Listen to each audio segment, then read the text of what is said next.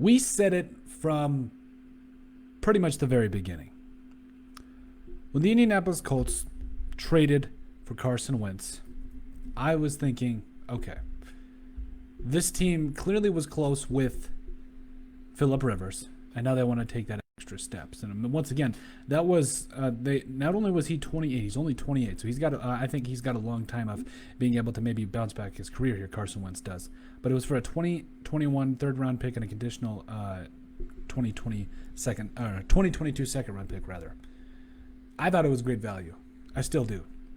And it's because of that trade that they were able to get a quarterback that I think that is just as talented as Phillip Rivers was in his prime. And he's got the weapons, the entire roster. When you put all this together, the Colts have the pieces for a Super Bowl run. They really, really do. And obviously, yes, Carson Wentz is going to do his best impersonation of his MVP season back in 2017. But if he does some semblance of that, the Colts are going to be a tough team. And before we get into why the Colts have all the pieces for a Super Bowl run, make sure you guys like and subscribe down below. Leave a like and a comment. It helps people find the show.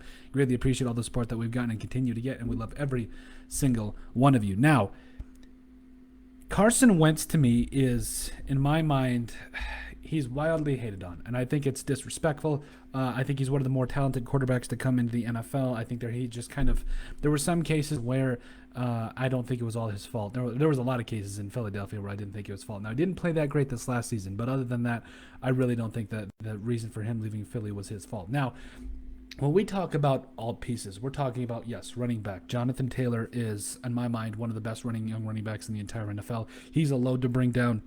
And I mean, we kind of knew it ever since he was coming out of Wisconsin that Jonathan Taylor was going to be a special player. But I have to be honest, I do think that their offense, I mean, when you look at Jonathan Taylor, who had over 1,100 rushing yards, he was it. He was absolutely it. 11 touchdowns, also caught 36 passes last year. So he can run and catch the football. He's going to be a special player in the NFL for years to come. Now, you also talk about, they got Marlon Mac as the backup. Now, Naheem Hines, loved what I saw out of him. T.Y. Hilton still in the building. Man, T.Y. Hilton is just... He's so underappreciated in my mind. I absolutely love T.Y. Hilton for so many years. Michael Pittman Jr., I think he's going to be he's a fantastic young player, and I think he's going to be able to get the football a little bit more, especially with Carson Wentz in town. And I think he's going to help him elevate his game. A guy that had 40 catches for over 500 yards last year. And then you also talk about, in my mind, again, the Indianapolis Colts, I think they have one of the best, if not the best, offensive lines in the entire in the entire NFL. Now, it might not make a lot of sense when you consider that we might not make a lot of sense when you consider the totality of everything. You've got Eric Fisher at left tackle. I think he was a fantastic left tackle. I believe he was with the Chiefs this last season. Then also you got Quentin Nelson, best guard in football. Is that even a debate? I don't think so. You also got Ryan Kelly at center. Now, again, I think it really comes down to with the Colts. If you can protect Carson Wentz, I think that he's going to be a dangerous man. But Ryan Kelly had a 69.0 PFF grade last year. The former Alabama Crimson Tide member, former Alabama alum, whatever you want to say about it. Then once again, Mark Lewinsky, who again, I think this when you look at everything in terms of this Colts offensive line, like I said, I'm just excited because they don't even give him a lot of time. Lewinsky had a 67.3 PFF grade as well as 3 penalties and 2 sacks last year. The former Seattle Seahawks player, 4th round pick, and even Braden Smith. Now, I really love to see what Braden Smith was doing last year. He actually impressed me quite a bit last year. A guy that had allowed zero sacks, also had only 3 penalties, had an 80.1 PFF grade, and played 937 snaps. I mean, this offensive line, I think this is going to be exactly what the Colts need and what Carson Wentz needs to be able to take the next step. So you got the running back, you got the offensive line, you got the wide receivers, and I mean, it's just coming together full circle, and I'm really excited about it. You also got Jack Doyle at tight end, Paris Campbell out there at wide receiver, Zach Pascal. I've absolutely loved him Zach Pascal.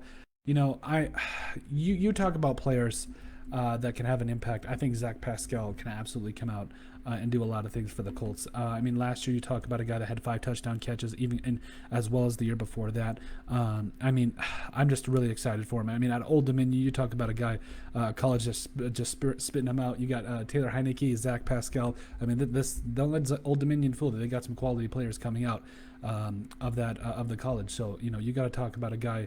And I think in all aspects of it, Zach Pascal is going to bring a lot for this Colts team, and I'm really excited to see what he does there. But also, Mo Alley Cox might be one of the most underrated players in the entire NFL. I was so shocked to see how this man was coming out and playing. You think about an undrafted tight end, you think about, okay, what's he going to be able to do? But he put the light show on against the Vikings. Ended the year with 31 catches for 394 yards and 2 touchdowns. I believe Mo Alley Cox showed that he deserves a shot to start in this league.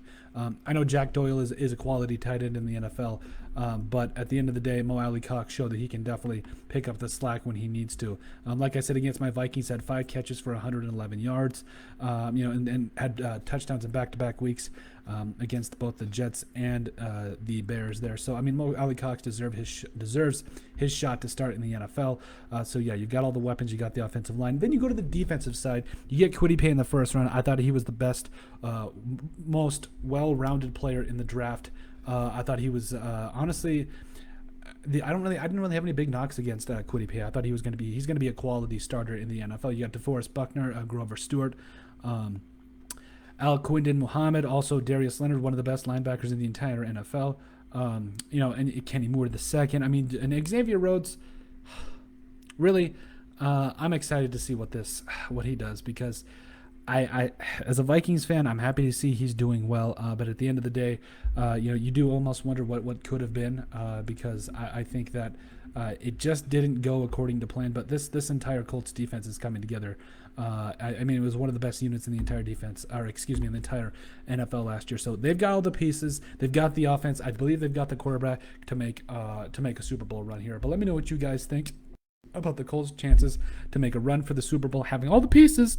Make sure you guys like and subscribe down below. Leave a like and a comment. It helps people find the show. We greatly appreciate all the support that we've gotten and continue to get. You guys are all truthfully awesome. If you would also please remember to check out our website at thesportsbeefpodcast.com. Give us a listen and sub on iTunes as well. And in the description down below, you will find all of our social media links, so you guys can give us a follow on all social media platforms. If you would like us to cover anything, make sure you give us send us an email or take us on social media, whatever you guys want to do. Send us an email, though, at thesportsbp@yahoo.com. But with that, let us know what you guys think about the Colts having all the pieces for a Super Bowl run.